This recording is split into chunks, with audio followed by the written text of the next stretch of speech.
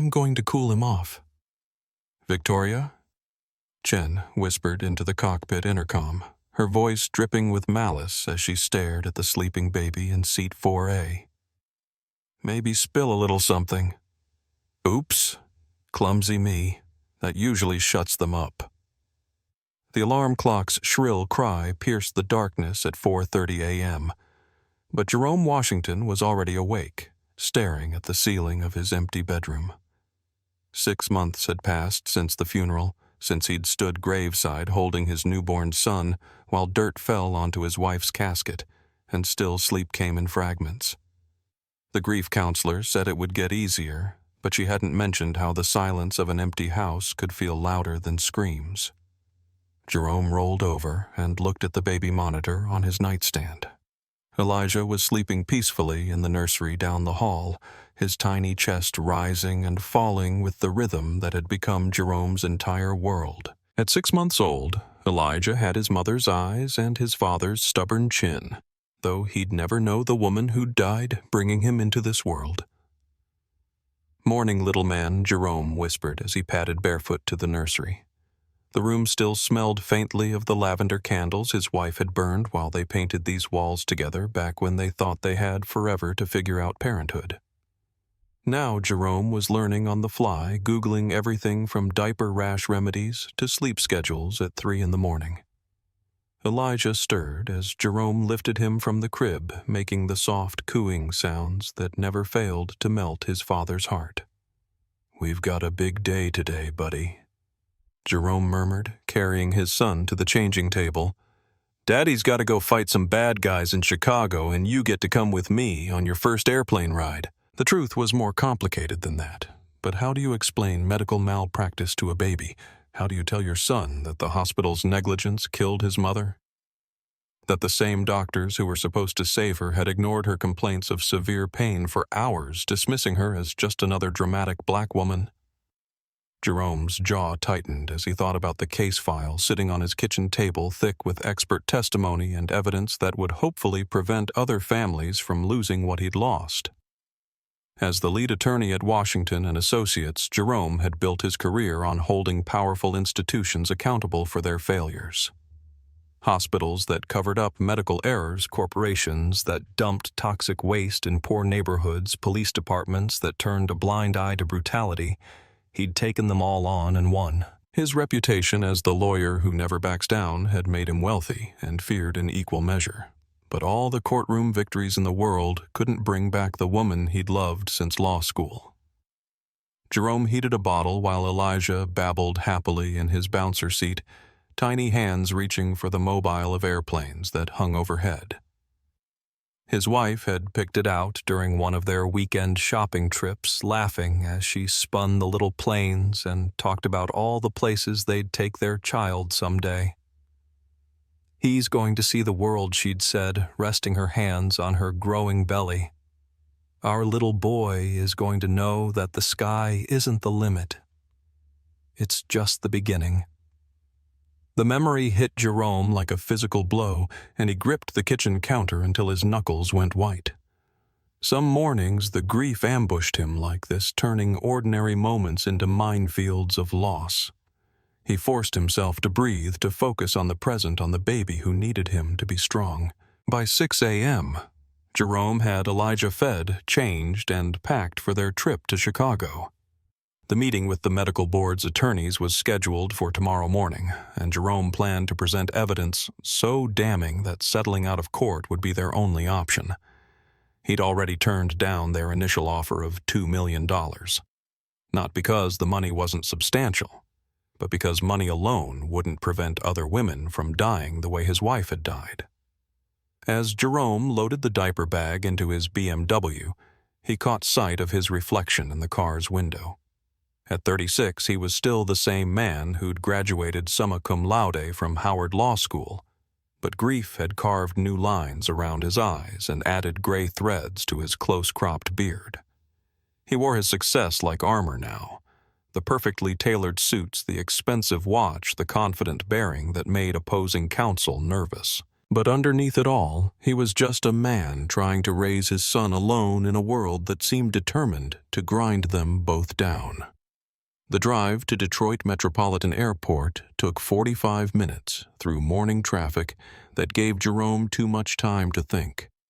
He'd chosen to fly first class not because he needed the luxury, but because the extra space would make traveling with Elijah easier. The baby carrier was already loaded with bottles, diapers, toys, and a folder of legal documents that would hopefully deliver the justice his wife deserved. "You ready for this little man?" Jerome asked as he lifted the baby carrier from the car. Elijah gurgled happily, completely unaware that this trip would mark the beginning of the most important case his father had ever fought. A case that would determine whether his mother's death meant something or was just another statistic in a broken medical system. Jerome straightened his shoulders and walked toward the terminal, carrying his son and his grief with equal determination. He had no way of knowing that in less than 4 hours both their lives would be forever changed by a woman whose own pain had twisted into something dark and dangerous. Someone who would see Jerome's success and Elijah's innocence as threats to be eliminated rather than lives to be respected. Victoria Chen stood in front of her bathroom mirror at 5:15 a.m. applying foundation with the precision of someone performing surgery. Each stroke of the makeup brush was deliberate, transforming her tired face into the mask of professional competence that had become her identity. At 48, Victoria had perfected the art of looking younger than her years, but the cracks were starting to show no matter how much concealer she used. The apartment around her reflected a life that had slowly come undone over the past 2 years. Designer furniture bought during her marriage sat next to discount store replacements, expensive artwork hanging beside empty spots where other pieces had been sold to pay bills. The divorce had taken half her savings, and her teenage daughter Madison's college fund had been decimated by legal fees and her ex-husband's deliberate financial sabotage. Victoria's phone buzzed with a text from Madison. "Mom, I need money for textbooks. Dad says to ask you." The words stung because they were becoming routine. Her ex-husband using their daughter as a weapon in his ongoing campaign to make Victoria's life miserable. She typed back, "I'll transfer money tonight," even though her checking account was already running dangerously low. 22 years with Global Airways had given Victoria seniority and respect among the crew, but it had also trapped her in a job that paid well enough to keep her comfortable yet poorly enough to make her vulnerable. She couldn't afford to lose this position, couldn't risk the union protection that had shielded her from the complaints that occasionally surfaced about her treatment of certain passengers. Victoria had learned early in her career that the uniform gave her power that passengers would defer to her authority, even when they outranked her in every other aspect of life. The realization had been intoxicating for a woman who'd grown up powerless, whose own mother had cleaned houses for wealthy families, while Victoria watched from the kitchen doorway, invisible and unimportant. Now, as she pinned her wings to her blazer and checked her appearance one final time, Victoria felt the familiar surge of control that came with putting on her work persona. In this uniform, she wasn't Victoria the abandoned wife or Victoria the struggling single mother. She was Flight Attendant Chen, gatekeeper of the premium cabin guardian of first-class privilege. The drive to the airport took her through neighborhoods she'd once lived in, past the house where she'd raised Madison, and believed her marriage was solid. Her ex-husband still lived there with his 25-year-old secretary, the woman who'd destroyed Victoria's life with a smile and a pregnancy announcement that came 6 months after the divorce papers were signed. Victoria's hands tightened on the steering wheel as she thought about the alimony hearing scheduled for next month. Her lawyer had warned her that the payments might be reduced since her ex-husband was claiming financial hardship while simultaneously buying a new Porsche. The injustice of it made her stomach burn with acid that no amount of antacids could neutralize. At the crew briefing, Victoria took her usual seat at the front of the room, surveying the younger flight attendants with the critical eye of someone who'd earned her position through decades of service. Many of them were fresh out of training, all bright smiles and naive enthusiasm about serving passengers. They hadn't learned yet that the job was really about control, about maintaining order in a metal tube flying 30,000 feet above the ground. Today's flight to Chicago is full, announced Captain Mitchell, a veteran pilot whose gray hair and steady demeanor had always reminded Victoria of her father. "We've got several VIPs in first class, so let's make sure service is exceptional. Any issues, you come to me directly." Victoria nodded along with the others, but her mind was already cataloging the first-class passenger list. Business executives who expected to be treated like royalty celebrities, who demanded special attention, politicians who acted like they owned the airplane. She'd learned to manage them all with a combination of flattery and firm boundaries. What Victoria couldn't tolerate were the passengers who didn't understand the hierarchy, who acted entitled to first-class service without showing proper deference to her authority. She'd developed an instinct for spotting them during boarding. The way they held themselves, the expectation in their eyes, the assumption that they belonged in her domain without earning their place. These passengers needed to be taught respect, needed to understand that first class wasn't just about bigger seats and better food. It was about knowing your place in the natural order of things.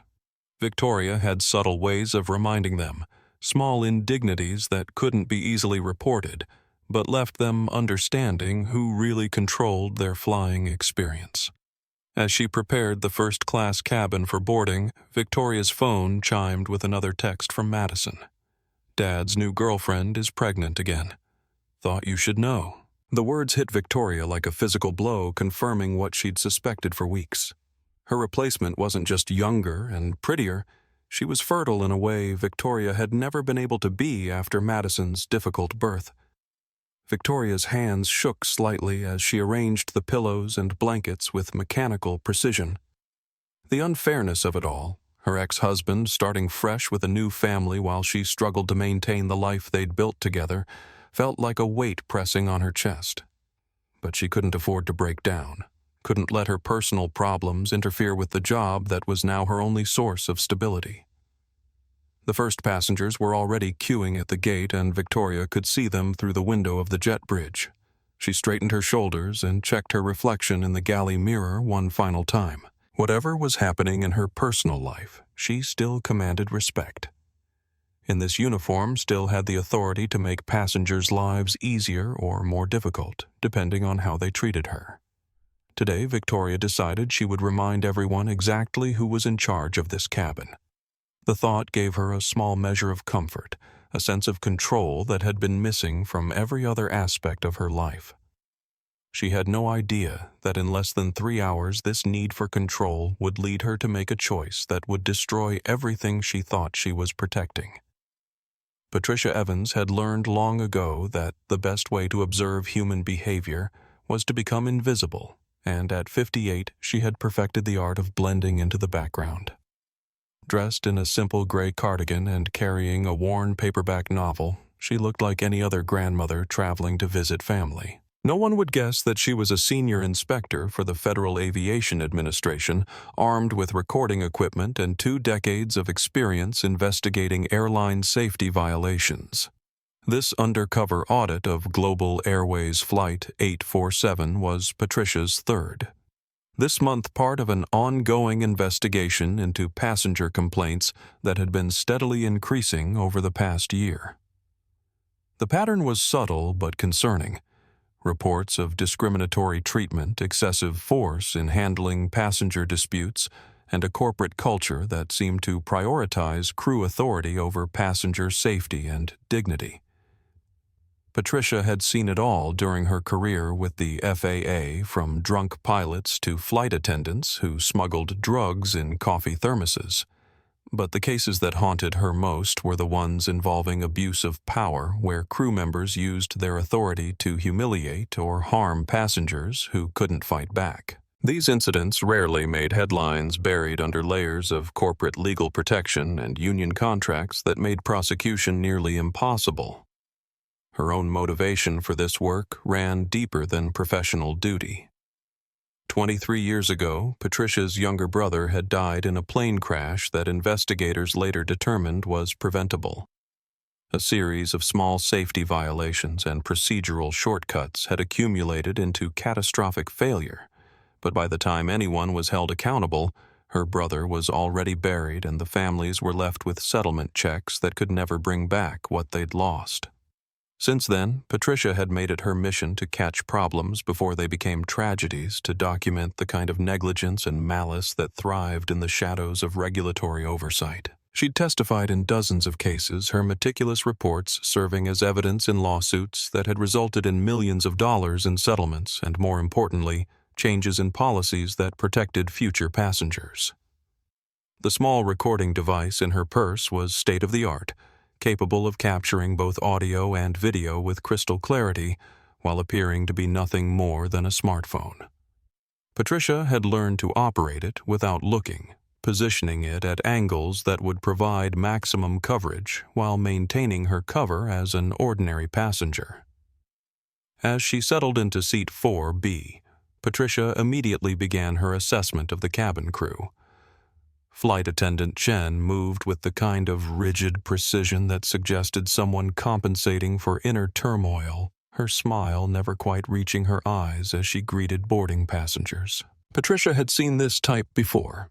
Crew members who used their authority as a weapon, who found ways to punish passengers for perceived slights or social transgressions.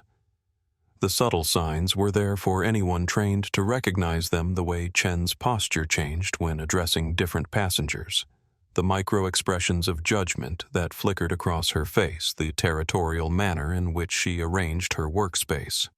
Patricia discreetly activated her recording device and began documenting what she observed, knowing that pattern evidence would be crucial if formal charges were eventually filed. When Jerome Washington boarded with his infant son, Patricia's professional instincts immediately went on high alert.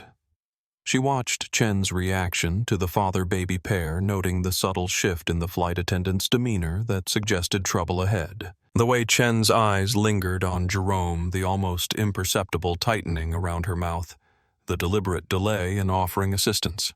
All red flags that Patricia had learned to recognize. Patricia had investigated enough discrimination cases to understand the dangerous dynamics at play.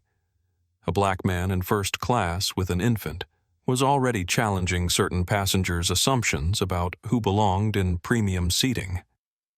Adding a flight attendant who seemed predisposed to view him as a problem was a recipe for confrontation that could escalate quickly beyond verbal disagreement. As the plane prepared for takeoff, Patricia positioned her recording device to capture maximum coverage of the interaction between Chen and the Washington family. Her trained eye caught details that ordinary passengers might miss. The way Chen's body language became more aggressive when addressing Jerome, the subtle intimidation tactics disguised as safety procedures, the building tension that suggested an incident was inevitable. Patricia's job required her to remain neutral, to observe and document without intervention unless passenger safety was immediately threatened.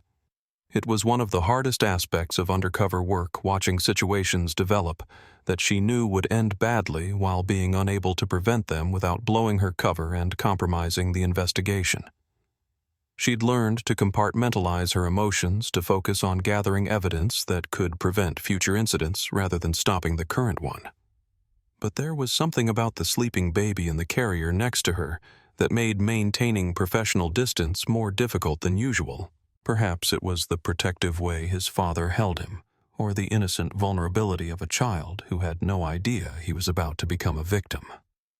Patricia had investigated cases involving children before incidents where crew members had targeted families as a way of asserting dominance over passengers they viewed as disruptive.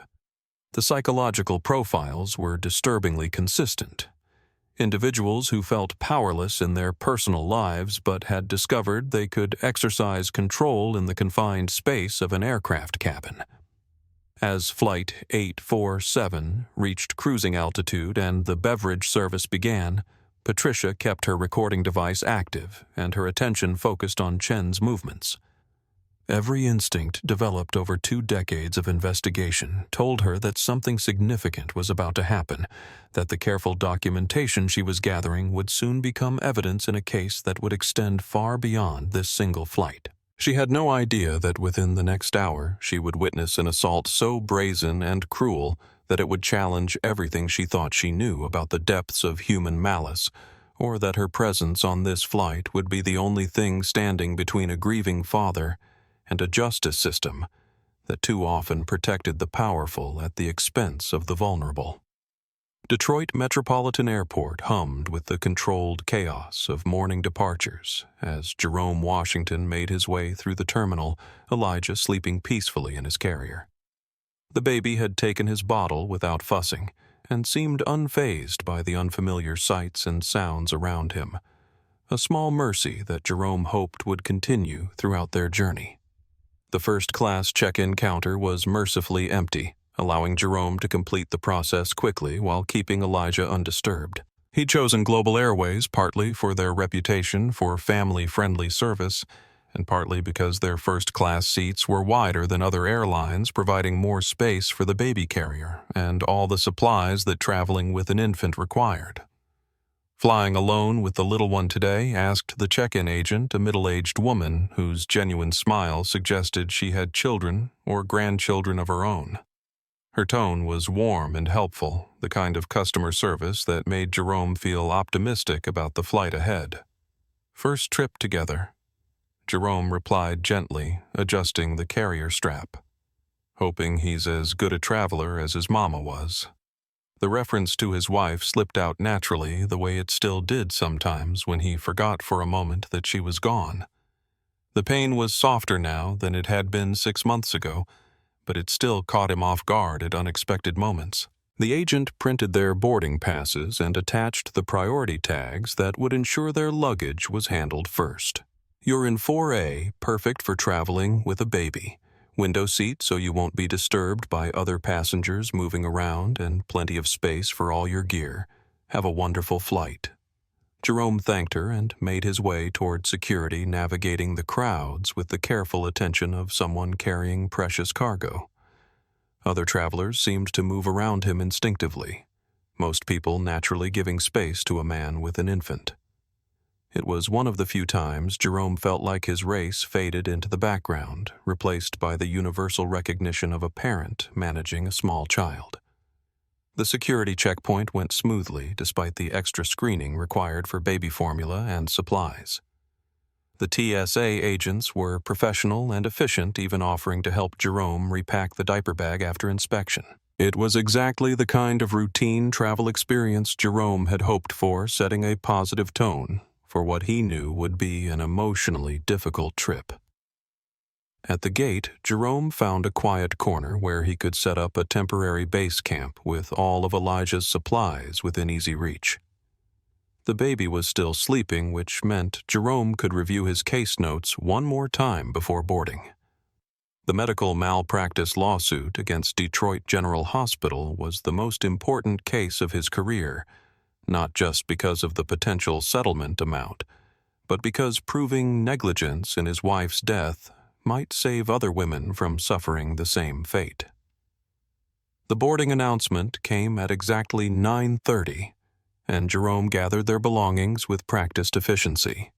He'd learned in the past 6 months that traveling with a baby required military-level planning and preparation, but it was getting easier as he developed routines and systems that worked. Walking down the jet bridge, Jerome felt a familiar tightness in his chest that had nothing to do with claustrophobia or fear of flying.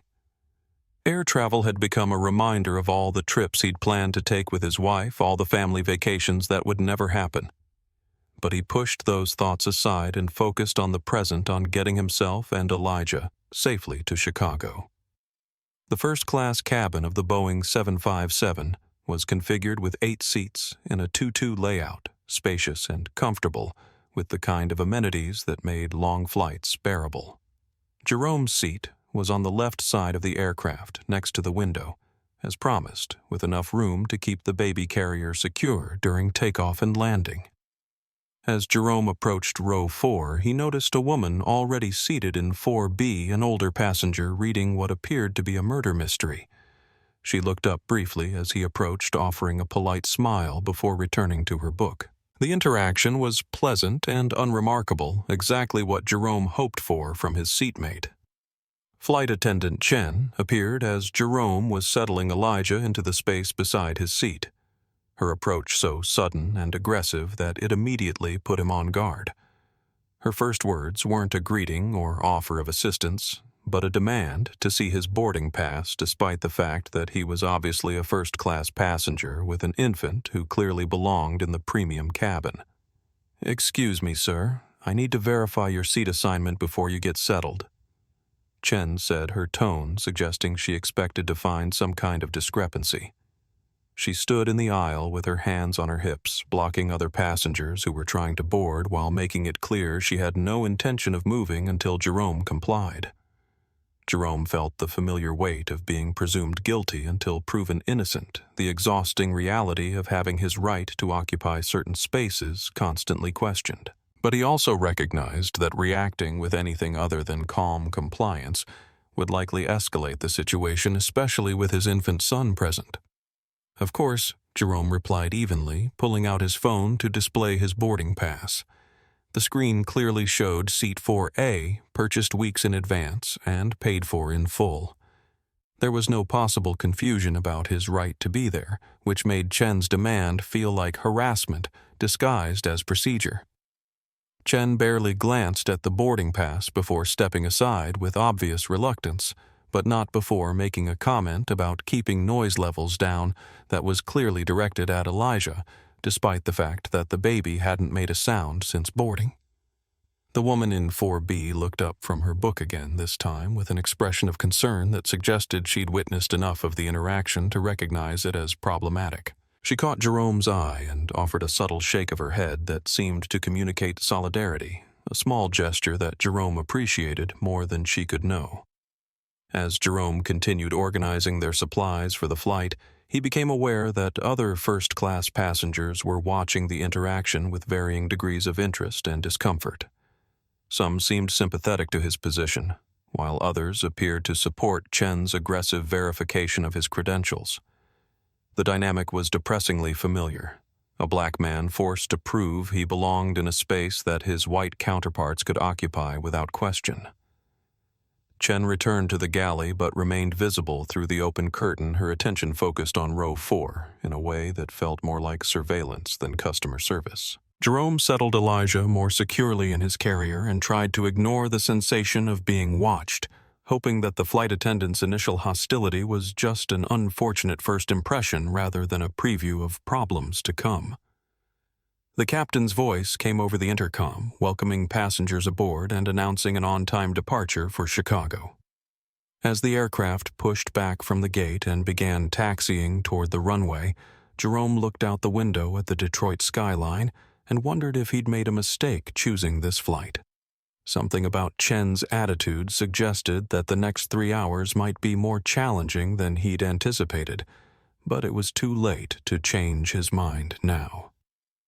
As Flight 847 climbed into the morning sky above Detroit, the cabin pressure changes that accompany takeoff began affecting Elijah exactly as Jerome had feared they might.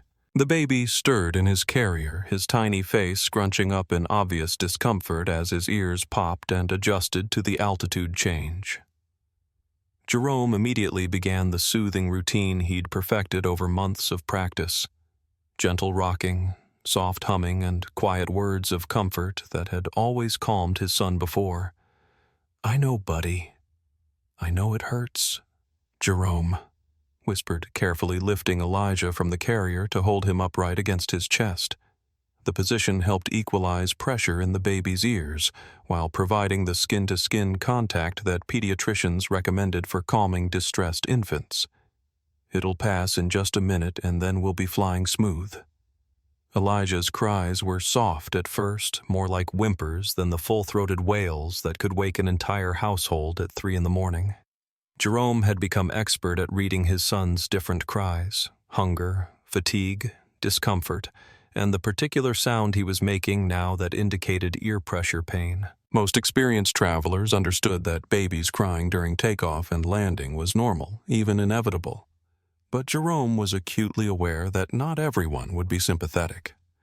The woman in 4B, Patricia, he'd learned during boarding, looked over with understanding rather than annoyance, her expression suggesting she'd raised children of her own and remembered this phase of air travel. "Poor little thing," she murmured. "How old is he?" 6 months. Jerome replied, continuing to rock Elijah gently while monitoring the other passengers' reactions. Most seemed tolerant or simply indifferent, focused on their own activities as the plane continued its climb. But he could feel Victoria Chen's attention like a laser beam focused on their row, her disapproval radiating from the galley where she was securing equipment for flight. Within minutes, Elijah's discomfort began to ease as his ears adjusted to the cabin pressure. His cries gradually subsided into hiccups and then peaceful silence as Jerome continued holding him upright, patting his back in the rhythmic pattern that had never failed to work. The crisis had passed exactly as Jerome knew it would, but the damage to Chen's perception of them as disruptive passengers was already done. "Much better," Patricia observed quietly, returning to her book as Elijah settled back into peaceful sleep. "You're a natural at this." Jerome smiled at the compliment while carefully transferring Elijah back to his carrier, making sure the baby was secure and comfortable before fastening his own seatbelt as the captain turned off the fasten seatbelt sign. The worst part of flying with an infant was over, and Jerome felt optimistic that the rest of the flight would proceed without incident. That optimism lasted exactly 12 minutes. Victoria Chen emerged from the galley with the purposeful stride of someone on a mission, her destination clearly row 4. She stopped directly beside Jerome's seat, close enough that her presence felt invasive and intimidating rather than professional. "Sir, I need to remind you that first-class passengers pay premium prices for a quiet, peaceful environment," Chen said, her voice pitched just loud enough for other passengers to hear. "If your child continues to be disruptive, I'll have to ask you to move to the back of the aircraft where crying babies are more appropriate." The threat was delivered with the kind of bureaucratic authority that made it sound like official airline policy. But Jerome knew better. He'd flown first class dozens of times with his wife, and they'd never been treated this way despite occasional infant passengers in the premium cabin. This was personal harassment disguised as procedure. "My son was crying for less than 5 minutes during takeoff due to ear pressure," Jerome replied calmly, keeping his voice low to avoid disturbing other passengers. "That's completely normal for infants during altitude changes, and he's been quiet since then." Chen's expression hardened at being corrected, her authority challenged by someone she clearly expected to defer to her demands. "I don't care what's normal, sir. I care about maintaining the premium experience that first-class passengers expect. If you can't control your child, you don't belong up here." The words hung in the air like a gauntlet, thrown down, their implication clear to everyone within hearing range. Chen wasn't just talking about noise management.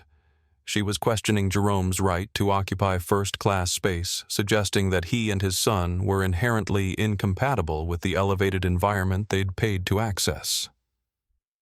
Patricia Evans looked up sharply from her book, her expression shifting from polite interest to professional concern as she recognized the discriminatory undertones in Chen's remarks.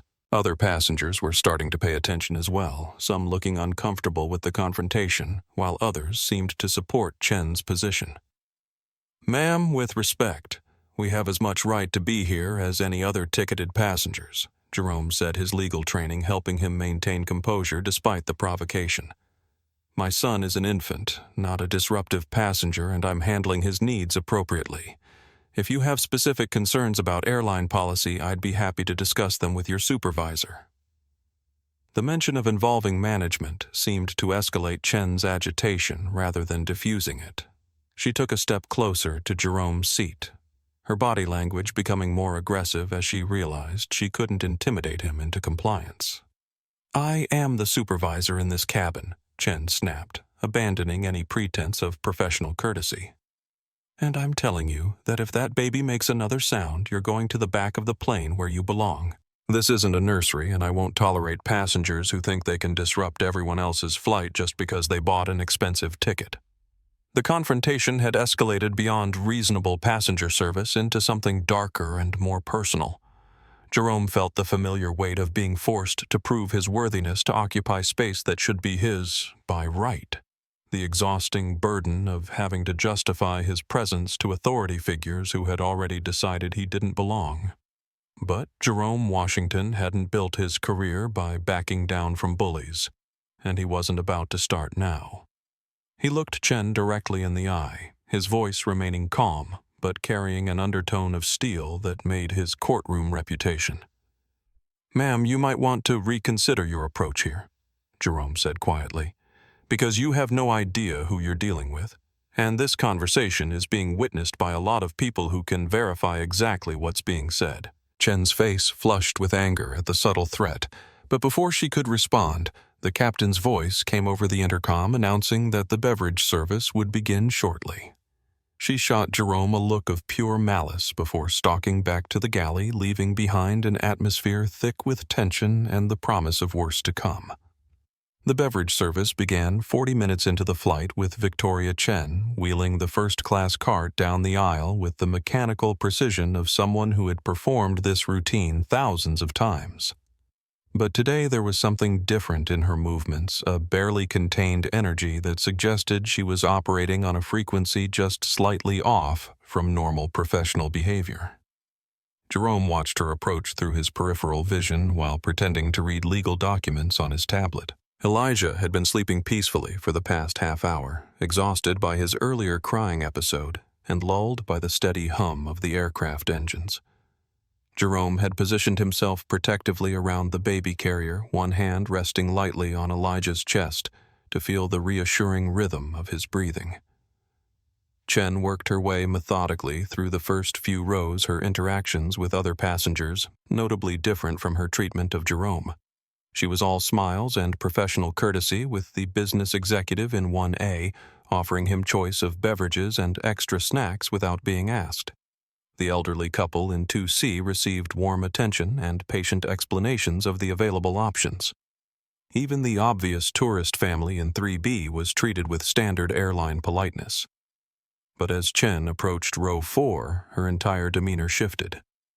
The smile disappeared, replaced by an expression of cold determination that made Patricia Evans look up from her book with renewed concern. There was something predatory in the flight attendant's approach, as if she were stalking prey rather than serving customers.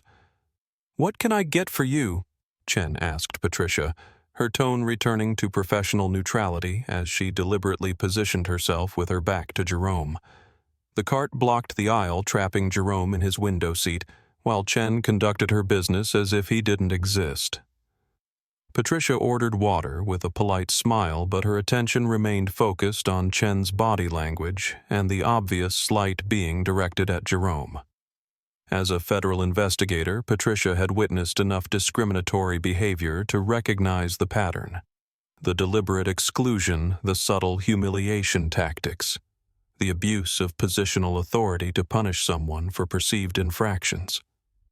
Chen served Patricia's water with exaggerated care before finally turning to acknowledge Jerome's presence, her expression shifting back to barely concealed hostility. She let several seconds pass in silence, forcing Jerome to initiate the interaction rather than offering service as she had to other passengers.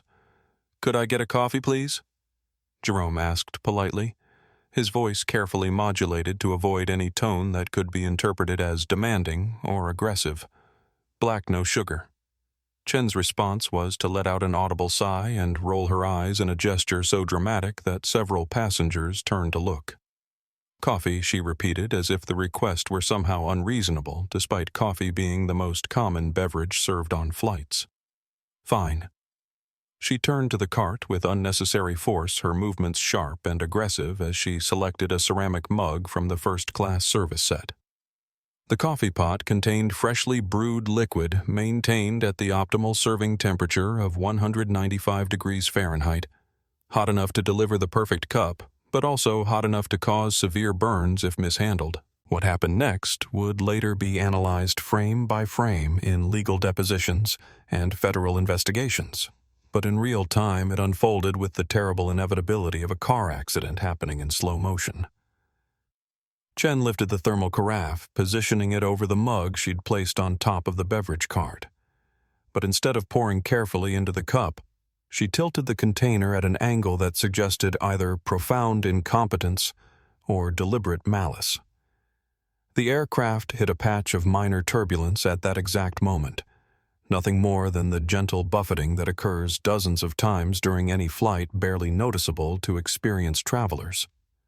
But Chen used the slight movement of the plane as cover for what she did next, allowing the carafe to tip forward aggressively, while she stared directly at Jerome rather than watching where she was pouring. Patricia Evans, whose investigative instincts had been on high alert throughout the interaction, had already activated her recording device and captured every second of what transpired.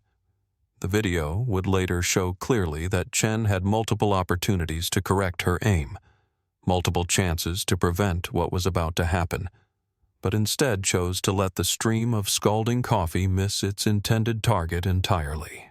The dark liquid arced through the air in a perfect parabola, bypassing the mug completely and splashing directly onto Jerome's chest, and more horrifically onto the left side of Elijah's carrier, where the baby's tiny arm was exposed.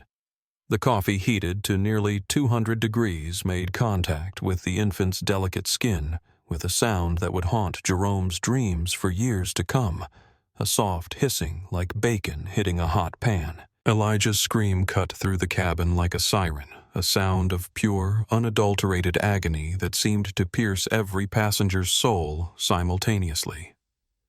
Jerome's own roar of pain and fury followed immediately after, as the scalding liquid soaked through his dress shirt and began burning his chest.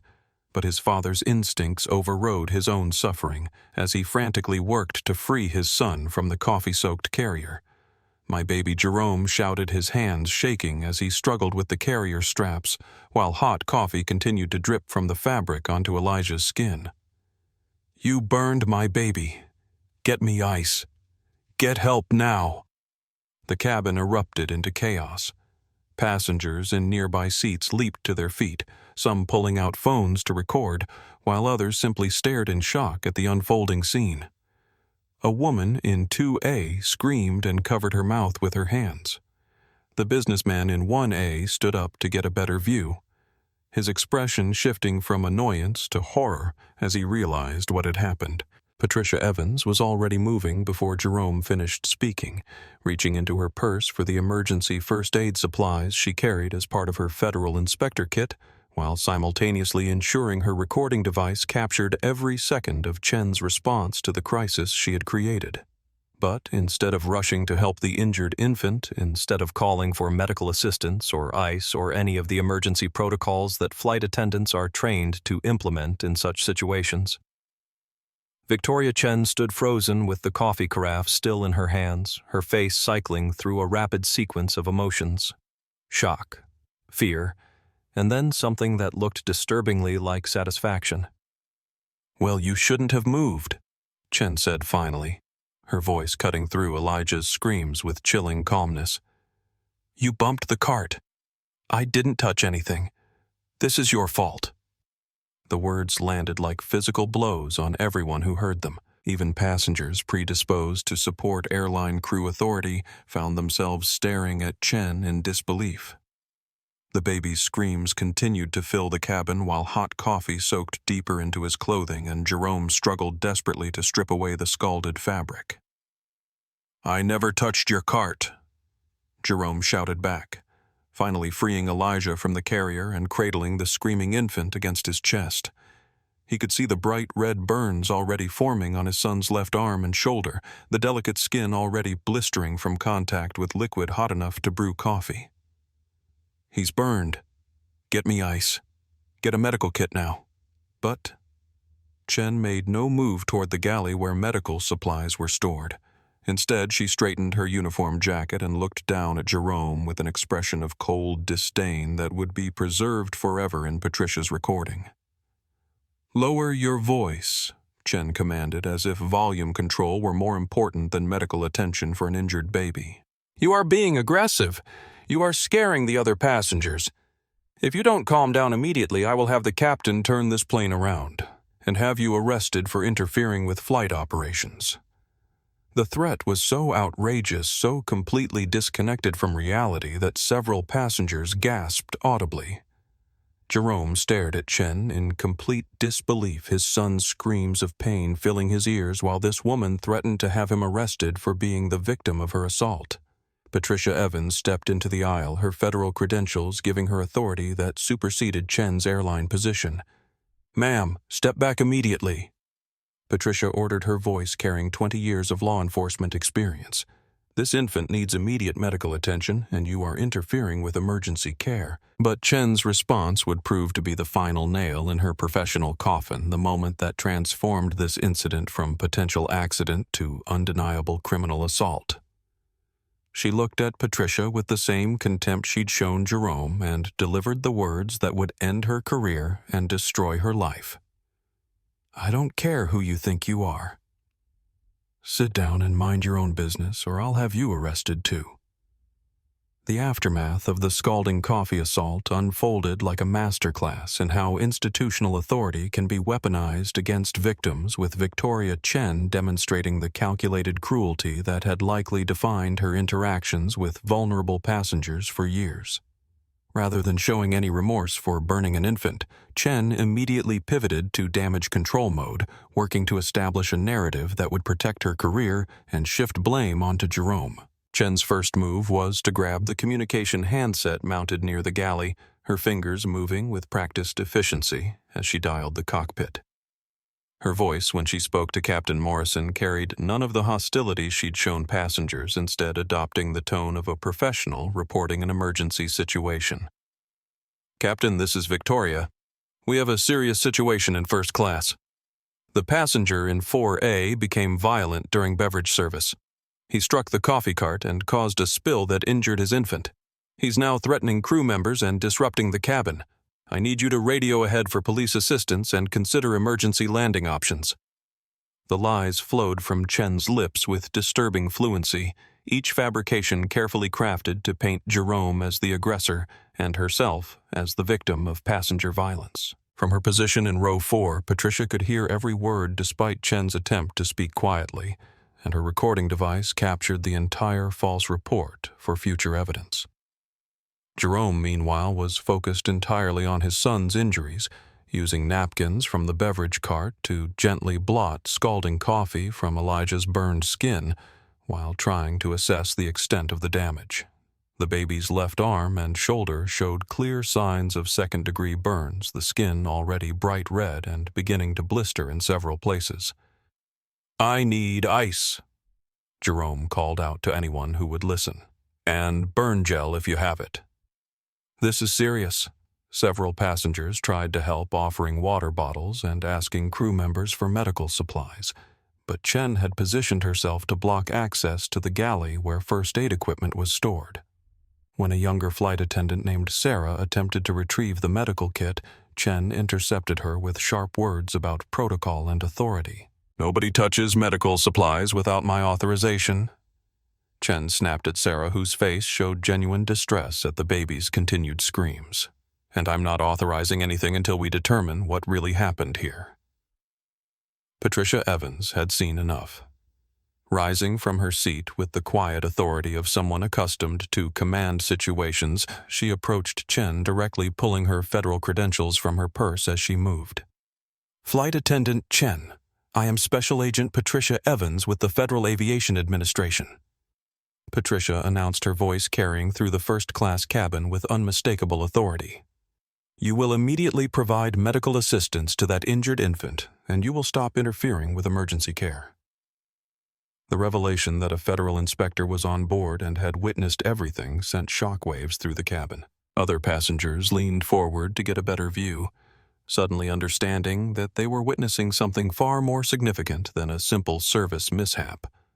Chen's reaction to Patricia's identification was telling. Instead of showing concern about federal oversight or attempting to provide appropriate medical care, she doubled down on her aggressive stance, apparently believing that her union protection would shield her from any serious consequences. "I don't care who you claim to be," Chen retorted, her voice rising as stress and desperation began to crack her professional facade. You have no authority on this aircraft. I am the senior flight attendant, and I'm telling you to sit down and stop interfering with my investigation of this passenger's violent behavior." Patricia's response was to activate her phone's speaker function and play back the audio of Chen's false report to the captain, her own voice clear and calm as she exposed each lie in real time. The recording captured Chen's admission that she planned to cool him off by spilling coffee, providing undeniable evidence of premeditated assault. The sound of her own words coming from Patricia's phone seemed to trigger something in Chen, a realization that her carefully constructed narrative was collapsing in real time. But instead of backing down or attempting damage control, she escalated even further, apparently believing that aggressive authority could still save her career. "That recording is illegal," Chen declared, reaching for Patricia's phone as if she could somehow delete evidence of her own criminal behavior. "You cannot record crew members without permission." "I'm confiscating that device." Patricia stepped back smoothly, keeping the phone out of Chen's reach while maintaining her recording of the escalating confrontation. "Ma'am, you are now threatening a federal agent and attempting to destroy evidence of a crime. I strongly advise you to step back and provide medical assistance to that child immediately." But Chen had apparently crossed some internal threshold where rational thought no longer governed her actions. Perhaps it was the realization that her career was over, or the panic of being caught in multiple lies by a federal agent, but her next decision sealed her fate completely. "This whole thing is a setup," Chen announced loudly enough for the entire first-class cabin to hear. "That man is working with her to frame me. They planned this whole thing to get money from the airline. Look at him. Does he look like he belongs in first class? Does he look like someone who could afford these seats legitimately?" The racist implications of her words hung in the air like toxic gas, making even passengers who had initially supported her position recoil in shock. A successful black attorney traveling with his infant son was being accused of orchestrating his own child's assault for financial gain, the kind of conspiracy theory that could only emerge from a mind twisted by prejudice and desperation. Jerome looked up from ministering to his son, his face showing a mixture of pain and disbelief that anyone could be so callous about an injured baby. When he spoke, his voice carried the controlled fury of a man who had spent his career confronting exactly this kind of institutional racism. "Ma'am, my name is Jerome Washington. I'm a partner at Washington and Associates law firm in Detroit. My son is burned because you deliberately poured coffee on him, and now you're standing there lying about what happened while he needs medical attention. I want your name, your employee number, and I want the captain down here immediately." The identification of Jerome as a prominent attorney seemed to shake some passengers out of their passive observation mode. Several people began actively documenting the scene with their phones, creating multiple angles of evidence that would later prove crucial in legal proceedings. Chen's response to learning Jerome's profession was to laugh, a sound so inappropriate given the circumstances that it sent chills through everyone who heard it. "So you're a lawyer," she said with obvious contempt. "That explains everything. You people always think you can sue your way out of your own mistakes." The phrase "you people" landed like a slap, its meaning unmistakable to everyone present. Patricia's recording device captured not just the words, but the expressions of shock and disgust from other passengers as they realized they were witnessing not just assault, but racially motivated assault. "I've heard enough," announced the businessman from 1A, a man whose expensive suit and confident demeanor suggested significant personal authority. "Miss, I saw what happened. You deliberately spilled that coffee. This baby is injured because of your actions, not his father's." Other passengers began speaking up as well, their testimonies contradicting Chen's false narrative and providing additional witnesses to her crimes. But rather than acknowledging the mounting evidence against her, Chen seemed to retreat further into delusion and denial. "You're all lying," she declared, her voice taking on a shrill quality that suggested complete disconnection from reality. "This is a conspiracy to destroy my career. I've been flying for 22 years without incident. I don't make mistakes." As if to punctuate her denial of fallibility, Chen grabbed the communication handset again this time to provide an updated report to the captain that would later be used as additional evidence of her consciousness of guilt. "Captain, the situation has escalated. The passenger has now identified himself as an attorney and is trying to intimidate me with threats of lawsuits. I maintain that he caused this incident through his aggressive behavior, and I request that security be standing by when we land to arrest him for assault on a crew member." The false report was so brazenly dishonest that several passengers audibly gasped. Patricia's recording captured not just Chen's words, but the reactions of everyone around her, creating a comprehensive record of how authority could be abused when unchecked by accountability. But Chen's reign of terror was about to end because Captain Morrison was already reviewing the cockpit voice recordings that would expose her lies, and Patricia Evans was preparing to use her federal authority to ensure that justice would be served before the plane even reached Chicago. The wheels of Flight 847 touched down at Chicago O'Hare with the kind of jarring impact that suggested Captain Morrison was eager to get this nightmare flight on the ground as quickly as possible. As the aircraft taxied toward the gate, the tension in the first-class cabin was so thick it seemed to have physical weight pressing down on passengers who had witnessed an incident that would likely haunt them for years. Jerome sat rigid in seat 4. His burned chest throbbing beneath his coffee-stained shirt, but his entire focus remained on Elijah, who had finally exhausted himself into whimpering silence. The baby's left arm was wrapped in makeshift bandages created from cloth napkins and cool water bottles provided by sympathetic passengers, but Jerome could see the angry red burns that would require immediate medical attention. Victoria Chen stood near the cabin door like a general preparing to accept a surrender, her uniform straightened and her expression set in lines of righteous vindication. She had spent the final hour of the flight preparing her story, refining her lies, and apparently convincing herself that her version of events would prevail over the testimony of federal agents and video evidence. The captain's voice crackled over the intercom with an announcement that sent ice through the veins of anyone who understood what was really happening. "Ladies and gentlemen, please remain seated with your seatbelts fastened. We have law enforcement boarding the aircraft to address a security situation. Please stay calm and cooperate with the officers." Patricia Evans closed her book and placed it carefully in her carry-on bag, her movements deliberate and controlled as she prepared for what she knew would be a crucial confrontation. Her federal credentials were ready. Her recording device was still active, and her 20 years of law enforcement experience had taught her exactly how these situations typically unfolded when officers arrived expecting to find one version of events, but discovered something entirely different. The cabin door opened with a mechanical hiss, followed immediately by the sound of heavy footsteps on the jet bridge. 3 Chicago police officers entered the aircraft, their presence commanding immediate attention from every passenger. They wore the grim expressions of professionals responding to a reported assault, their hands resting near their equipment belts as they scanned the cabin for signs of trouble.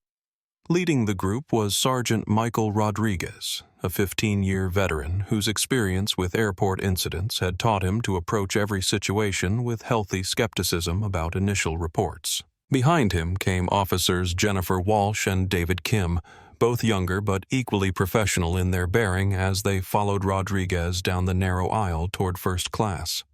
Chen stepped forward immediately, pointing directly at Jerome with the kind of theatrical gesture that suggested she had rehearsed this moment during the flight.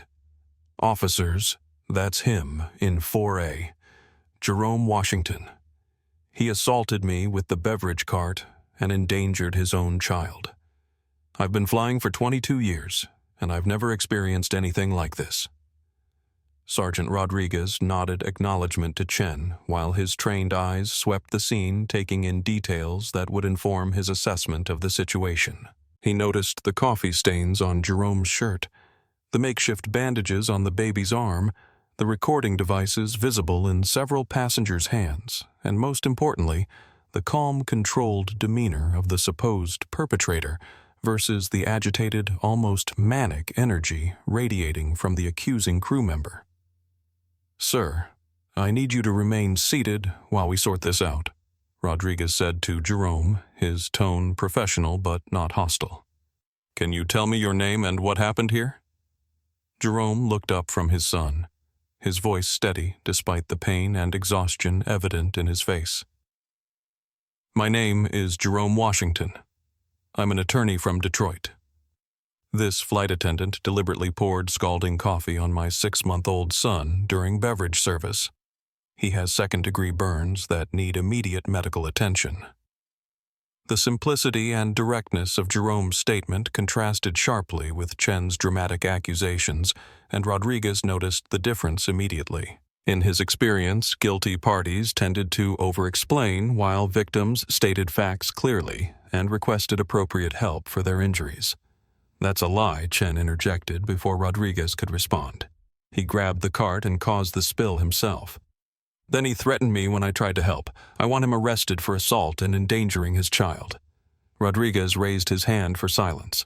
His attention now focused on the other passengers who were clearly eager to provide their own accounts of what had transpired. But before he could begin taking statements, Patricia Evans rose from seat 4B and approached him with the quiet confidence of someone accustomed to law enforcement situations. "Sergeant, I'm Special Agent Patricia Evans, Federal Aviation Administration," Patricia said, displaying her credentials while simultaneously activating her phone's video playback function. "I witnessed this entire incident and have it recorded. This flight attendant deliberately assaulted this passenger's infant and then filed false reports to cover up her crime." The revelation that a federal agent had been on board and witnessed everything changed the entire dynamic of the situation. Rodriguez examined Patricia's credentials carefully before accepting her phone and reviewing the recorded evidence that would completely demolish Chen's false narrative. The video was damning beyond any possible dispute. It showed Chen's deliberate targeting of Jerome's family, her aggressive pouring technique that ensured the coffee would miss its intended destination, and most crucially, her complete lack of concern for the injured baby afterward. But perhaps even more incriminating was the audio recording of her premeditated threat to cool him off with spilled coffee. Rodriguez watched the recording twice before handing the phone back to Patricia, his expression shifting from professional neutrality to barely contained disgust as he turned to face Chen. "Ma'am, based on this evidence, you are under arrest for assault and filing false police reports." Chen's face went through a rapid sequence of expressions: confusion, disbelief, fear, and finally, desperate anger as she realized her carefully constructed lies had been exposed by irrefutable evidence. "That recording is fake," she screamed, her voice rising to a pitch that caused several passengers to wince. "She's working with him. This is all a setup." Rodriguez had heard similar claims from other suspects caught on video, committing crimes, and his response was to signal Officers Walsh and Kim to move into position for an arrest that was now inevitable. But Chen wasn't finished with her public breakdown. "You can't arrest me," she continued, backing toward the galley as if she could somehow escape the consequences of her actions. "I have union representation. I have rights." This passenger was disruptive from the moment he boarded. Ask anyone. But when Rodriguez did ask other passengers for their accounts, every single testimony contradicted Chen's version of events. The businessman in one, A, described Chen's hostile treatment of Jerome from the beginning. The elderly couple in 2C confirmed that the baby had been quiet except for normal crying during takeoff.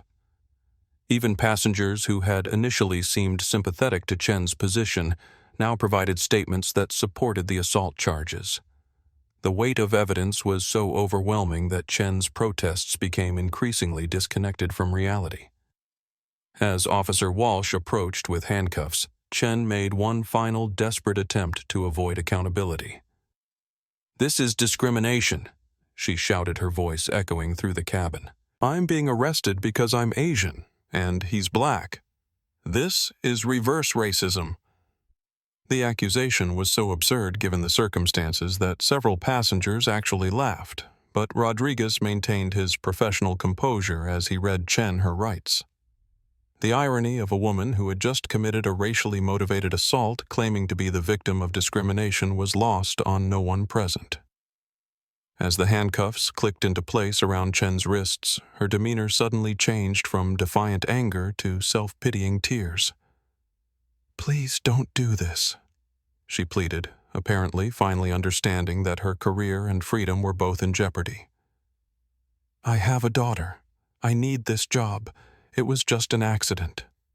But the time for claiming accident had passed when the recording revealed her premeditated intent to harm Jerome. Rodriguez escorted Chen off the aircraft while paramedics rushed on board to treat Elijah's burns, finally providing the medical attention that should have been administered immediately after the assault. Jerome watched his son's attackers being led away in handcuffs, but instead of satisfaction, he felt only exhaustion and concern for Elijah's recovery. The real justice would come later in courtrooms where Chen's pattern of discrimination would be fully exposed and where changes would be implemented to prevent other families from suffering similar attacks. Patricia gathered her belongings and prepared to accompany the family to the hospital, knowing that her role as witness would continue throughout the legal proceedings that would follow.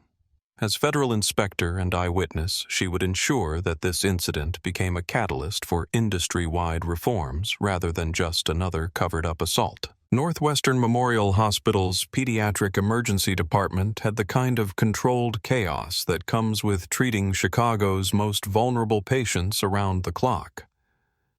But when Jerome Washington arrived carrying his burned infant son accompanied by federal agents and followed by a swarm of media attention that was already building outside, the entire department shifted into crisis management mode. Dr. Sarah Chen, no relation to the disgraced flight attendant, took one look at Elijah's injuries and immediately called for a specialized burn unit consultation. The 6-month-old baby's left arm and shoulder showed clear evidence of second-degree burns consistent with scalding liquid contact, the kind of injuries that required immediate aggressive treatment to prevent infection and minimize scarring. "We need to get him into a cooling bath immediately, doctor." Chen instructed her team, her voice calm but urgent, as she examined the makeshift bandages that had protected Elijah's wounds during the flight. "And I want photographs of these injuries from every angle before we begin treatment. This appears to be a deliberate assault case." Jerome sat in the pediatric treatment room watching his son receive care that should have been provided immediately after the assault, his own burned chest forgotten in his focus on Elijah's condition. The baby was exhausted and dehydrated from screaming, his tiny body trembling as medical staff worked to assess and treat his injuries with the kind of professional competence that had been completely absent from Chen's response. Patricia Evans stood nearby coordinating with her federal colleagues who were already en route to begin a full investigation of the incident. Her preliminary report had triggered immediate action from multiple agencies: the FAA, the FBI's Civil Rights Division, and the Department of Transportation's Inspector General Office. What had started as a routine undercover audit had become a federal case with implications far beyond a single flight attendant's criminal behavior.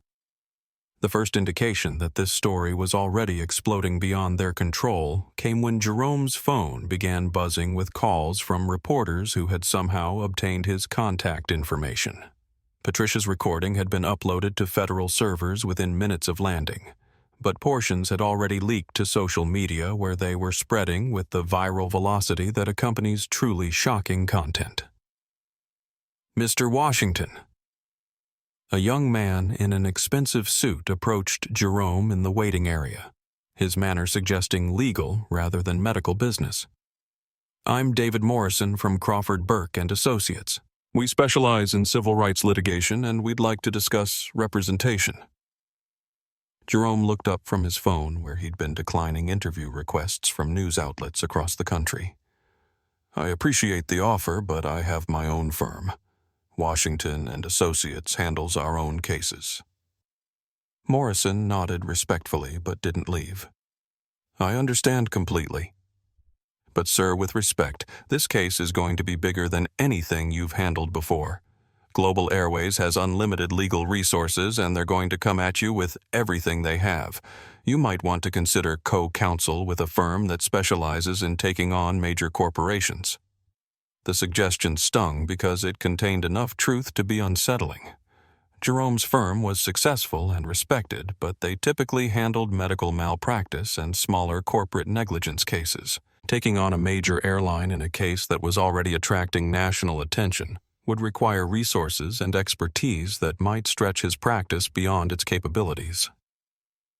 Before Jerome could respond, his phone rang with a call from his law partner, Marcus Caldwell, who had apparently been watching news coverage from Detroit. "Jerome, please tell me you and Elijah are okay," Marcus said without preamble. "This is all over the news. CNN is calling it a hate crime, and the airline's stock has dropped 12% in the past hour. We're at Northwestern Memorial. Elijah has second-degree burns, but the doctors say there shouldn't be permanent damage if we stay on top of treatment and infection prevention," Jerome replied, stepping away from Morrison to have a private conversation. "Marcus, I need you to start building a case file. This isn't just about what happened to us. It's about a pattern of discrimination that the airline has been covering up." Marcus was already ahead of him. "I've got 3 associates pulling every complaint filed against Global Airways in the past 5 years, and I'm reaching out to civil rights organizations for additional resources. Jerome, this could be the case that changes how airlines treat passengers permanently. But you're going to need help handling the media circus." The media circus was already building outside the hospital, where news vans from major networks were setting up for live broadcasts that would carry this story into homes across America. Patricia had warned Jerome that the leaked recording would generate significant public interest, but neither of them had anticipated the speed with which the story would dominate news cycles. Dr. Chen returned with an update on Elijah's condition that provided some relief amid the surrounding chaos. "The burns are painful but manageable," she reported, her voice gentle as she addressed Jerome's obvious exhaustion and stress. "We've treated the affected areas with specialized gels that should minimize scarring, and I'm prescribing antibiotics to prevent infection. He'll need follow-up care for several weeks, but children heal remarkably well from these injuries."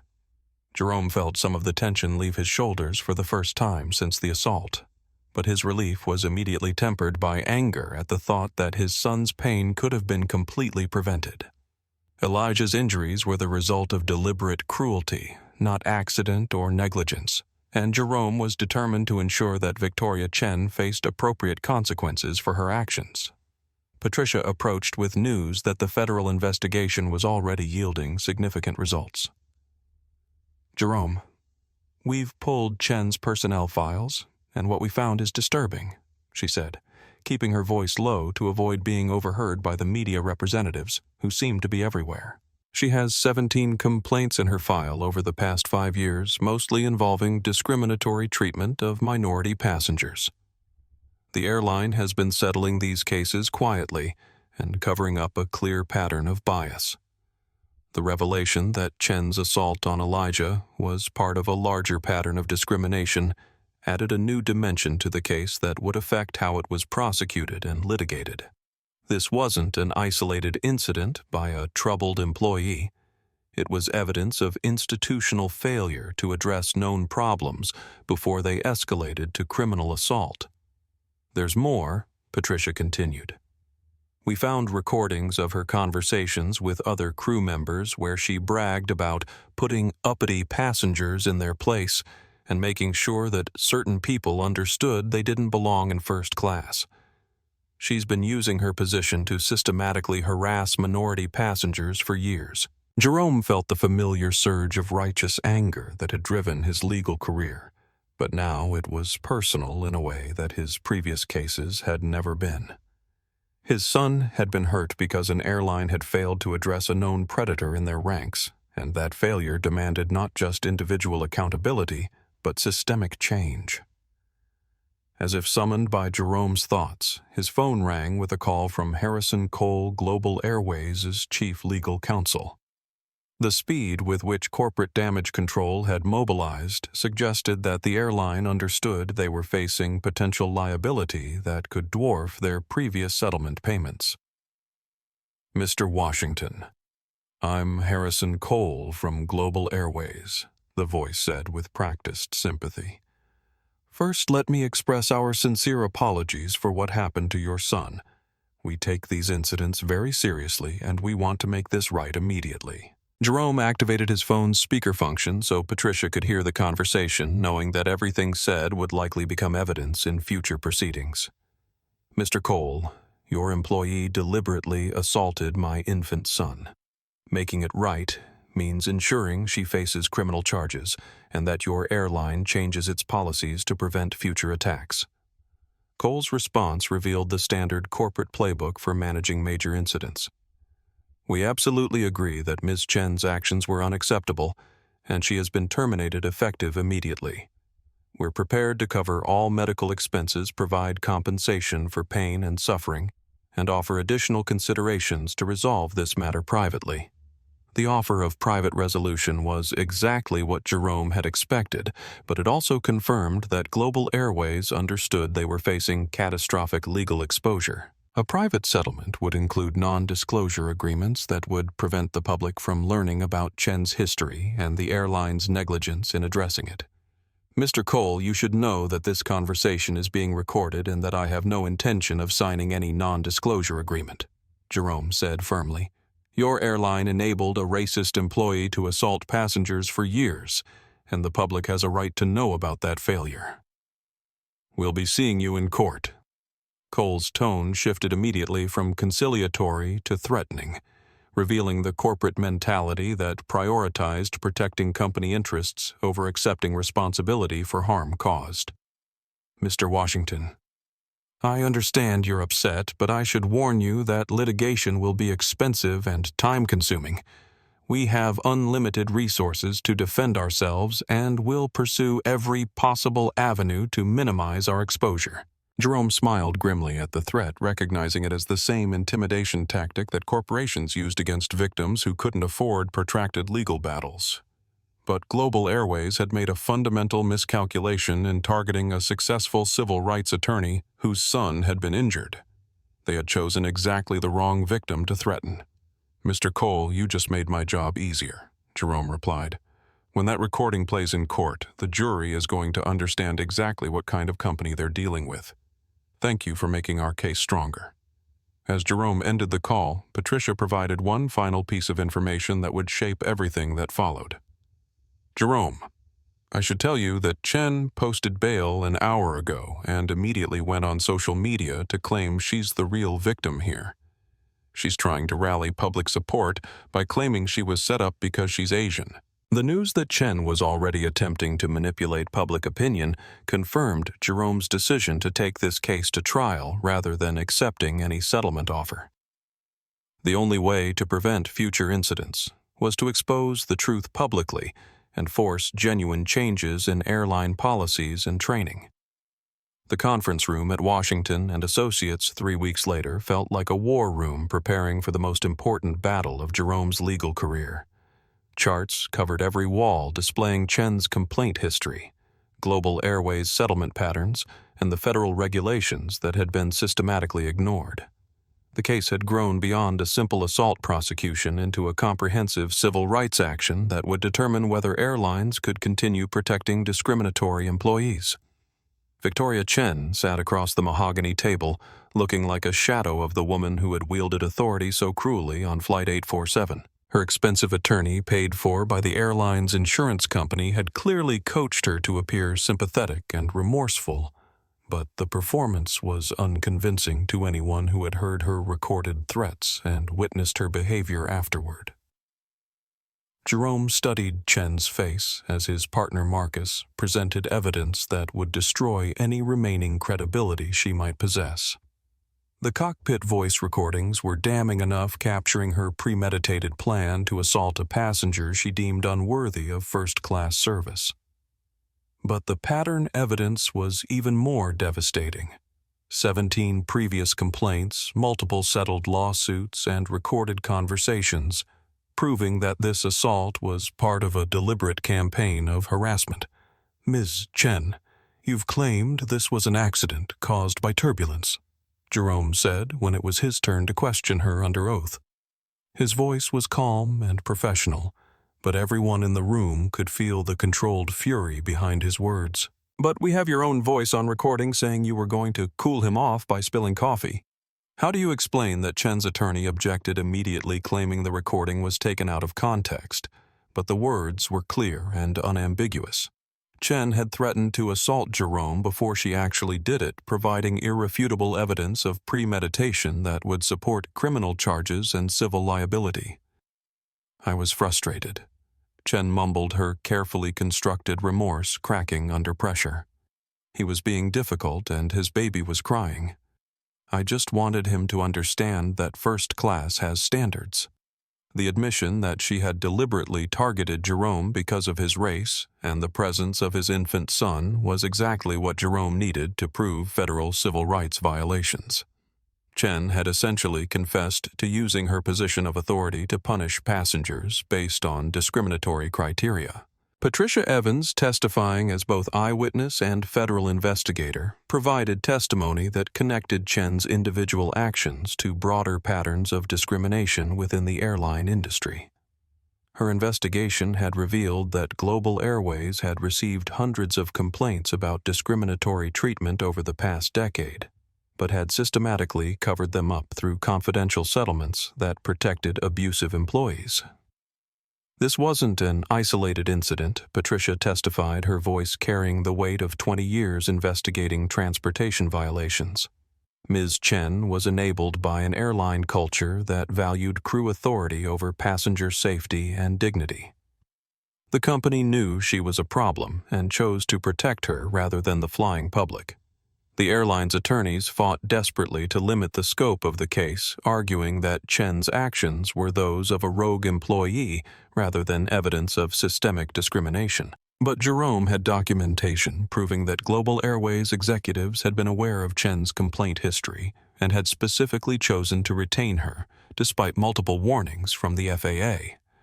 Global Airways received formal notification from federal inspectors 18 months ago that Ms. Chen was a potential liability.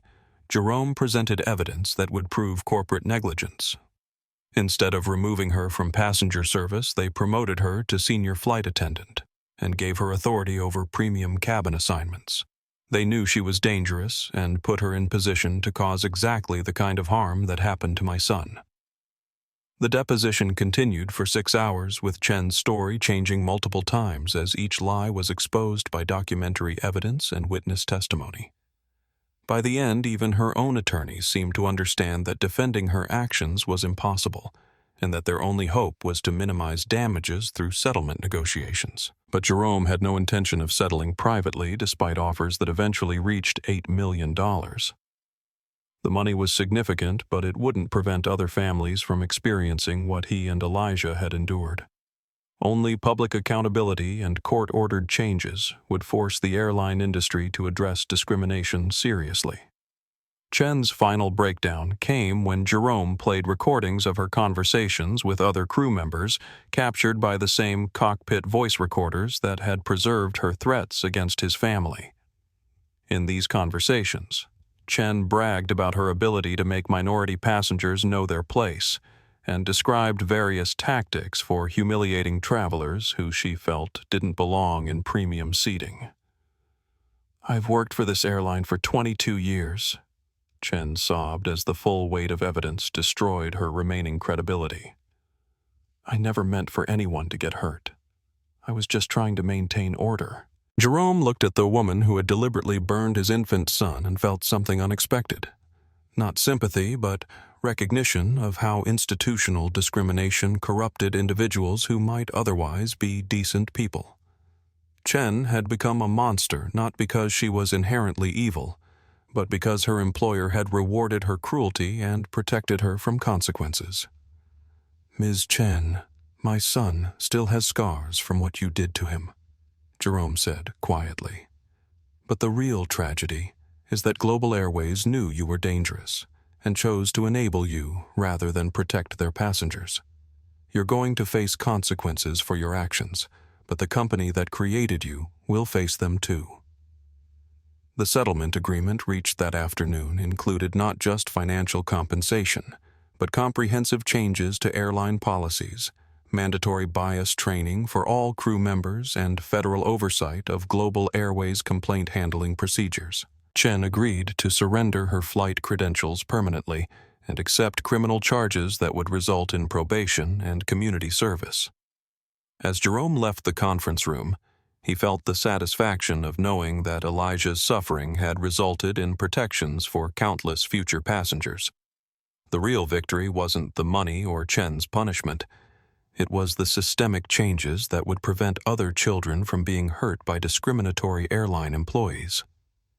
The Cook County Courthouse on that crisp October morning buzzed with an energy that suggested something significant was about to unfold. Media trucks lined the street outside, their satellite dishes extended toward a sky that seemed appropriately gray for the day Victoria Chen would finally face the consequences of her actions. Inside Courtroom 4, 1-2 was packed beyond capacity with reporters, civil rights advocates, and ordinary citizens who had followed this case since the viral video first exposed the brutal assault on an innocent baby. Jerome Washington sat in the front row of the gallery, Elijah, now a thriving 10-month-old, who showed no signs of the trauma he'd endured, except for the faint silver scarring on his left arm that served as a permanent reminder of one woman's cruelty. The baby babbled happily on his father's lap, completely unaware that this courtroom proceeding would determine whether justice would be served for the attack that could have permanently disfigured him. Judge Maria Santos took the bench with the gravitas appropriate for a case that had captured national attention and sparked conversations about discrimination in the airline industry. A federal judge with 25 years of experience, Santos had reviewed every piece of evidence in the case against Victoria Chen and the comprehensive settlement agreement that Global Airways had been forced to accept after months of devastating revelations about their discriminatory practices. Chen sat at the defendant's table looking nothing like the authoritative flight attendant who had wielded her power so cruelly 6 months earlier. Her legal troubles had consumed her savings. Her career was permanently destroyed, and the public humiliation had left her isolated from former colleagues and friends who now saw association with her as career suicide. The woman who had once felt invincible in her uniform now appeared small and broken, finally understanding that actions have consequences even for people who believe themselves protected by institutional authority. Mrs. Chen, Judge Santos began, her voice carrying through the packed courtroom with unmistakable authority. You have pleaded guilty to assault in the second degree, filing false police reports, and federal civil rights violations. Before I impose sentence, the court will hear victim impact statements.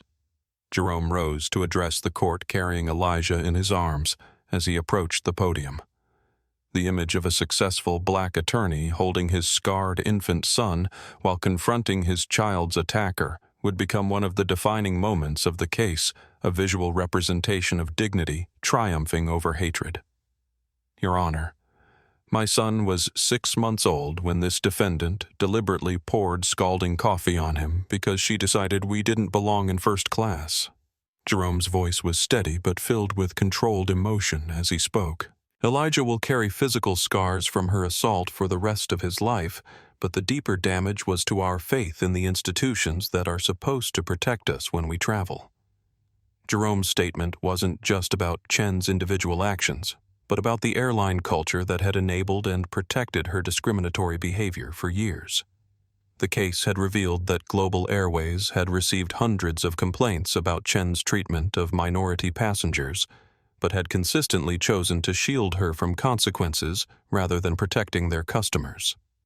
This case isn't just about one flight attendant's moment of cruelty. Jerome continued his legal training, evident in how he connected individual actions to broader patterns of discrimination.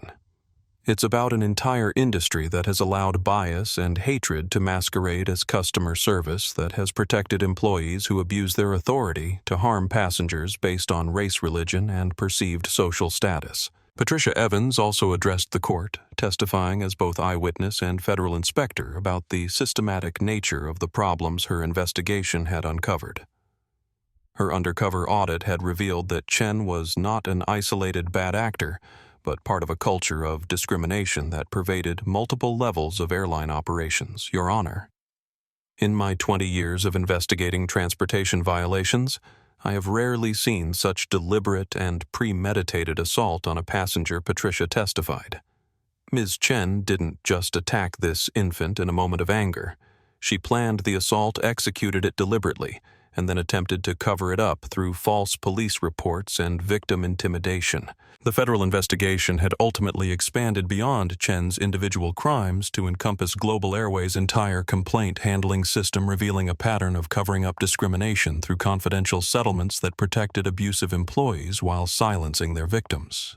The airline had been forced to accept court supervision of their hiring, training, and disciplinary procedures as part of the settlement agreement. Chen's attorney attempted to present mitigating factors, describing his client's difficult divorce and financial pressures as explanations for her behavior. But Judge Santos had clearly reviewed the evidence of Chen's long history of discriminatory conduct and wasn't swayed by arguments that personal problems justified assaulting an infant. Ms. Chen, the court has reviewed extensive evidence of your pattern of discriminatory behavior toward airline passengers over many years. Judge Santos said when it was time to impose sentence. Your assault on this infant was not a momentary lapse in judgment, but the culmination of years of using your authority to harm people you deemed unworthy of equal treatment. The sentence included 18 months in federal prison, 3 years of probation, and a permanent ban from working in the transportation industry. But perhaps more importantly, Chen was required to participate in a public education program about the consequences of discrimination, sharing her story as a cautionary tale for other transportation workers. The court hopes that your experience will serve as a deterrent to others who might be tempted to abuse their authority. Judge Santos continued. Discrimination is not just morally wrong, it is illegal and it will be prosecuted to the full extent of federal law. The civil settlement with Global Airways was announced simultaneously, requiring the airline to pay $12 million in damages to Jerome and Elijah while implementing comprehensive reforms to prevent future discrimination. The money was substantial, but the policy changes were even more significant. Mandatory bias training for all employees, federal oversight of complaint handling, and a victim compensation fund for passengers who had suffered discrimination in the past. Perhaps most importantly, the settlement required Global Airways to publicly acknowledge the systematic nature of the discrimination problems their company had enabled for years. The corporate apology wasn't just legal boilerplate, but a detailed admission of how they had failed their passengers and a commitment to fundamental change in their operations. As court adjourned and Chen was led away to begin her prison sentence, Jerome felt a complex mixture of satisfaction and sadness. Justice had been served, but it couldn't undo the trauma his son had endured or restore the trust that had been shattered by one woman's cruelty. The real victory was in the changes that would protect future passengers from experiencing what his family had suffered. Outside the courthouse, Jerome addressed the media crowd that had gathered to cover the conclusion of a case that had sparked national conversations about discrimination in the airline industry. His statement was brief but powerful, focusing not on revenge against Chen, but on the hope that this case would prevent other families from suffering similar attacks. Today's verdict sends a clear message that discrimination has consequences and that no one is above the law regardless of their position or authority, Jerome told the assembled reporters.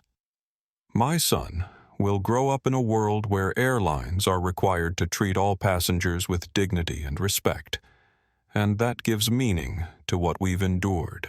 The crowd of supporters who had gathered outside the courthouse included many families who had experienced their own incidents of airline discrimination but had never had the resources to fight back. Jerome's victory was their victory, too, proof that even powerful corporations could be held accountable when victims refused to remain silent. As Jerome carried Elijah away from the courthouse past the media trucks and through the crowd of supporters, He felt the satisfaction of knowing that his son's suffering had resulted in justice not just for their family, but for countless passengers who would travel more safely because of the changes this case had forced. 1 year after the assault that changed their lives forever, Jerome Washington stood at the window of his expanded law office watching planes climb into the Detroit sky from the nearby airport. His practice had grown exponentially since the Global Airways case with victims of transportation discrimination seeking his representation from across the country. The settlement money had allowed him to hire additional attorneys and support staff, but more importantly, it had given him the resources to take on cases that other firms might consider too risky or unprofitable. Elijah, now 18 months old, played happily on the carpet behind Jerome's desk, his vocabulary expanding daily to include words like airplane and justice that he'd absorbed from countless conversations about Daddy's work. The scars on his left arm had faded to thin silver lines that would probably disappear completely as he grew, but Jerome sometimes caught himself staring at them, remembering that terrible day when his baby's screams had filled an airplane cabin.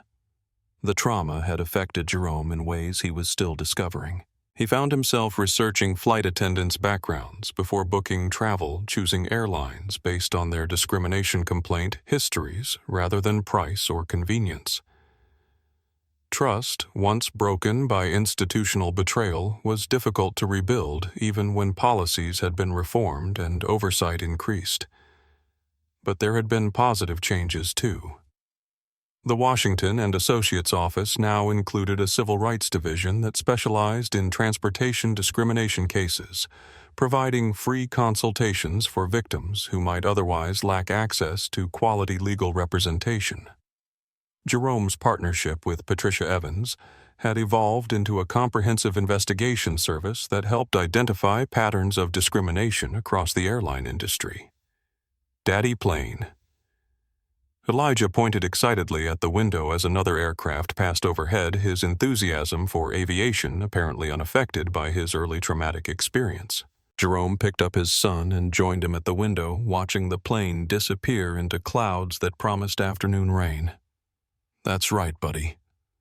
Maybe someday we'll fly on planes again," Jerome said, though he wasn't sure when he'd be ready to trust Elijah's safety to airline crews, even with all the reforms that had been implemented since their case. The intercom on Jerome's desk chimed with a call from his assistant. "Mr. Washington, there's a woman here who says she needs to speak with you about the Chen case. She doesn't have an appointment, but she seems quite upset." Jerome frowned, wondering what aspect of the case could still require attention more than a year after the settlement. Chen was serving her prison sentence. Global Airways had implemented all required reforms, and the civil litigation had been resolved to everyone's satisfaction, except perhaps the airline's insurance company. "Send her in." Jerome decided, setting Elijah down with his toys before taking his place behind the desk that had become a symbol of his commitment to fighting institutional discrimination. The woman who entered his office looked familiar, though Jerome couldn't immediately place her. She was perhaps 40 years old, professionally dressed, but with the tired eyes of someone carrying significant stress. Her nervous energy and hesitant manner suggested she was struggling with whatever had brought her to his office. "Mr. Washington, thank you for seeing me without an appointment. My name is Sarah Martinez. I was a flight attendant on your flight," she said, her voice barely above a whisper. "The junior attendant who wanted to help your baby but was stopped by her." Jerome remembered immediately the young woman who had tried to bring medical supplies but had been intimidated by Chen into backing down. He'd wondered occasionally what had happened to the crew members who had witnessed the assault but hadn't been directly involved in the incident. "Please have a seat," Jerome said gently, recognizing the signs of someone struggling with guilt and trauma from their failure to act during a crisis. "What can I do for you?" Sarah perched on the edge of her chair as if ready to flee at any moment. "I should have done more. When I saw that baby screaming and her refusing to help, I should have ignored her orders and gotten the medical kit anyway." I've been thinking about it every day since then. Jerome felt a wave of sympathy for this woman who had clearly been tormented by her inability to overcome institutional hierarchy in a moment when a child needed help. The airline industry's rigid authority structure had prevented her from following her instincts to provide medical aid, making her another victim of the same culture that had enabled Chen's cruelty. Sarah, you were a junior employee in an industry that punishes crew members for disobeying senior staff, Jerome said with understanding. What happened wasn't your fault. The system was designed to prevent you from helping, and that's what we've been working to change. Sarah's eyes filled with tears as she described the guilt that had consumed her since the incident. I quit Global Airways 3 months later. I couldn't work for a company that had protected her for so long while she hurt passengers. But I also couldn't forgive myself for not standing up to her when it mattered most. Jerome leaned forward, recognizing an opportunity to help heal one of the secondary victims of Chen's assault, while also gathering additional evidence for ongoing investigations. Sarah, have you considered that your testimony about the airline's culture of intimidation could help other victims? We're still working with federal investigators to identify passengers who were harmed by Chen over the years. The suggestion seemed to lift some of the weight from Sarah's shoulders, offering her a chance to transform her guilt into positive action. You mean I could help make sure this doesn't happen to other families? Exactly, Jerome confirmed. Your perspective as a crew member who witnessed how the authority system prevented appropriate medical care could be valuable in reforming training programs and emergency procedures. You could help save lives by speaking honestly about what you observed. As Sarah left his office with contact information for Patricia Evans and a sense of purpose that had been missing since the incident, Jerome reflected on how trauma rippled outward to affect not just direct victims, but everyone connected to discriminatory acts. The airline industry's culture of absolute crew authority had created multiple victims on Flight 847. Elijah, who was burned, Jerome, who was humiliated, and Sarah, who was prevented from providing help she knew was needed. The reforms implemented after their case were designed to address exactly these cultural problems, creating protections for crew members who challenged discriminatory behavior and establishing clear protocols for medical emergencies that couldn't be overruled by senior staff members with personal agendas. Jerome's phone buzzed with a text message from Patricia Evans Chen denied parole today. Earliest possible release moved to next year. Board cited lack of remorse and continued denial of responsibility. The news that Chen remained unrepentant even after serving most of her sentence confirmed Jerome's decision to pursue public trial rather than private settlement. Some people could only learn accountability through consequences, and Chen apparently required the full force of the justice system to understand the gravity of her actions. As Jerome prepared to leave the office for dinner with Elijah, he felt grateful for the changes that had emerged from their traumatic experience. The airline industry was safer for all passengers because one woman's cruelty had finally been exposed and punished, and that knowledge made Elijah's scars meaningful rather than just painful reminders of injustice. 3 years had passed since Flight 847, and Jerome Washington stood before a packed auditorium at Howard University Law School, delivering the annual Civil Rights Achievement Lecture to an audience of students who would soon graduate to fight their own battles against discrimination and injustice. Elijah, now a precocious 4-year-old, sat in the front row next to his grandmother, occasionally waving at his father with the unself-conscious joy that made Jerome grateful every day for his son's resilience. The scar on Elijah's arm had faded to a barely visible line that he treated as a badge of honor rather than a source of shame, telling anyone who would listen about the time the mean lady hurt me, but Daddy made her go to jail.